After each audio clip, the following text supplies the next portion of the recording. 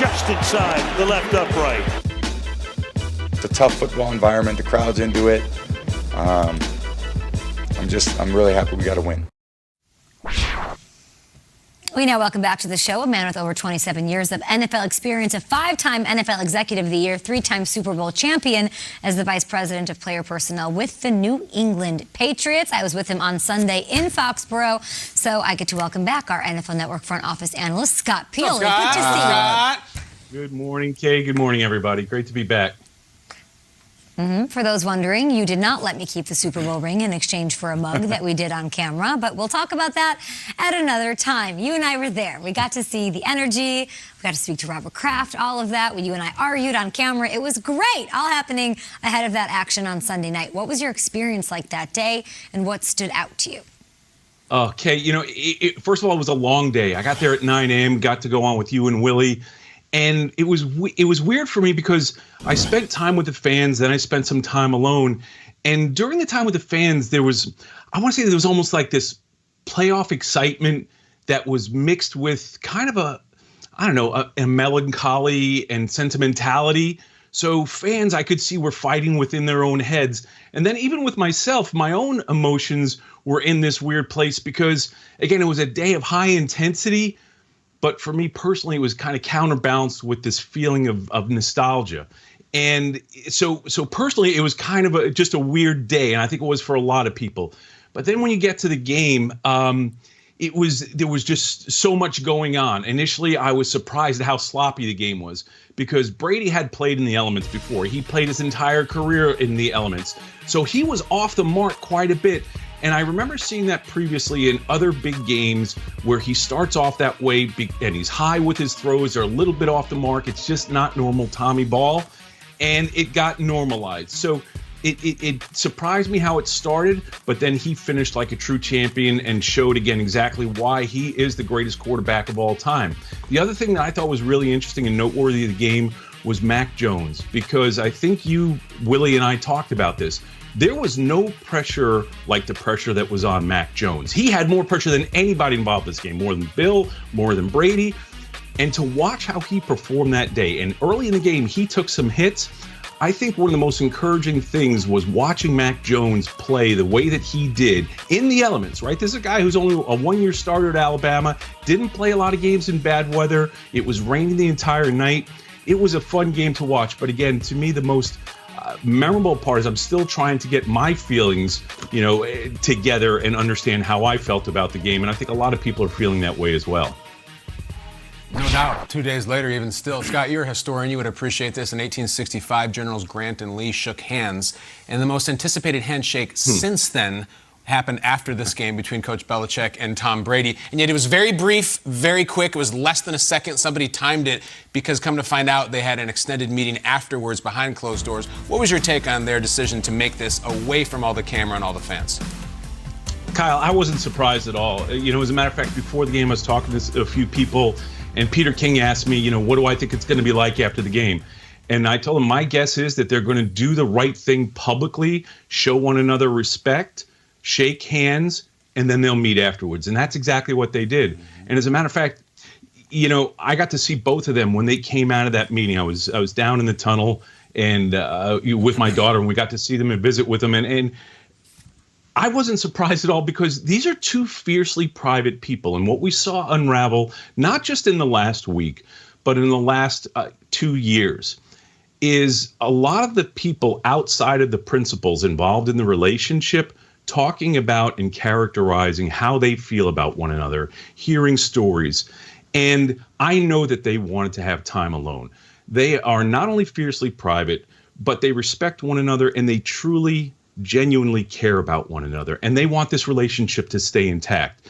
Meetings like that need to happen in private. It's like a very, you hear about people that get divorced or breakups. We've all had breakups. And inevitably within a relationship, we all talk to people close to us and talk about, at times, the warts that other people have.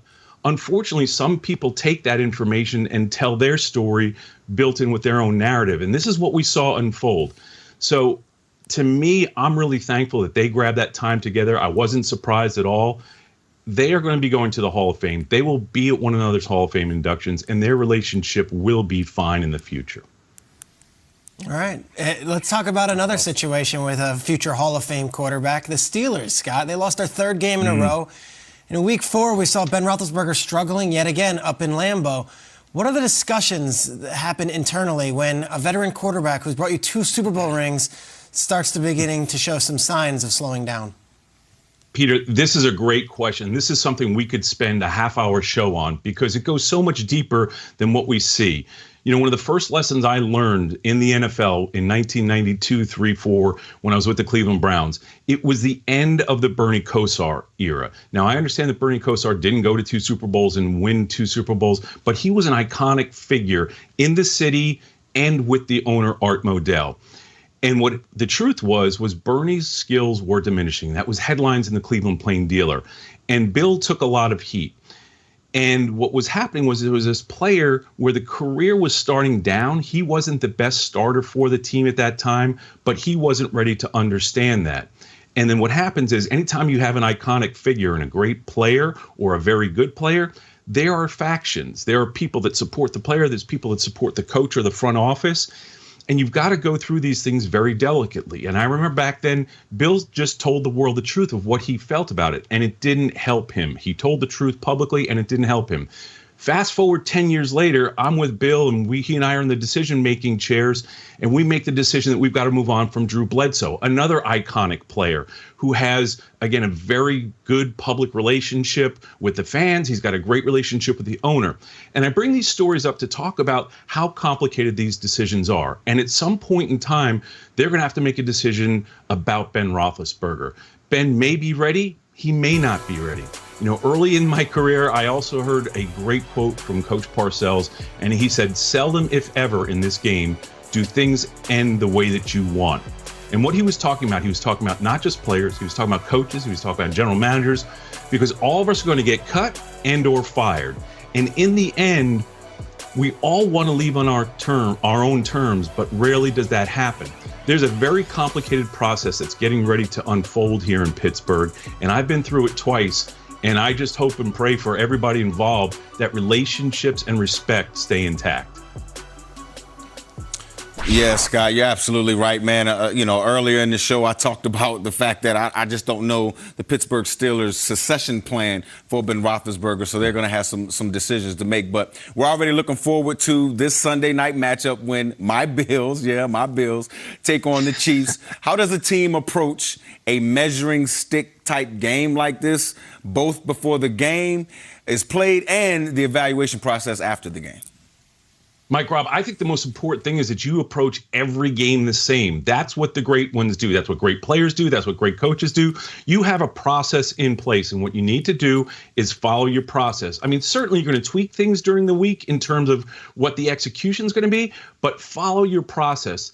To me, the biggest thing is on one of these measuring stick games is don't think about it until after the game. And what you need to do is have a genuine self-reflection, right? We call it self-scouting. That's what you do. You have to self-scout with truth. So to me, that's more of what it's about, is the post-game truth. Well said. Scott Pioli, we could listen to you all day long. Thank you so much for stopping by. I know it was a busy day, a busy week for you. Oh, boy. How did you get How you get a cup? you one? I still don't have one. Do it again. Do it again. Well, that's awesome. What a I know what you're talking about. Wow. Sleight of hand. Wow.